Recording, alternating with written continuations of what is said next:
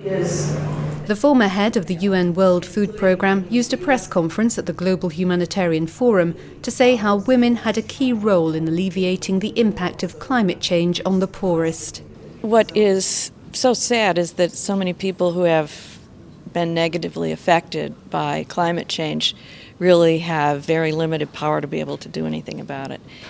And hopefully that fact is something that will help raise the world's consciousness to be able to be more sensitive to decisions that impact on a vast number of people throughout the world, and to be able to provide support for those people when they are living through some of the residual problems caused by climate change. 60 to 80% of the world's farm labour in the developing world is women.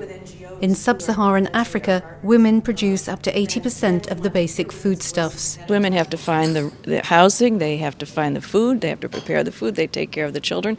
If the family has to move, it's the woman who's in charge of that whole process. If they're refugees, the men are often gone, either fighting a war or elsewhere trying to make an income.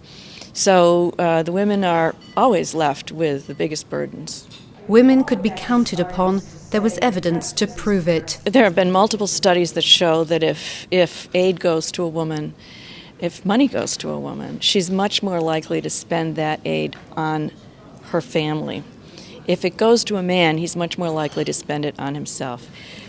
This is not a sexist statement. It's based on research and facts. And as a result, a lot of organizations, microcredit organizations being one example, end up concentrating much more on women than on men because they have a much higher sense of confidence that the resources generated will end up going to supporting the family if the woman is the one who's generating the resources. According to Ms. Bettini, women represented the greatest untapped source.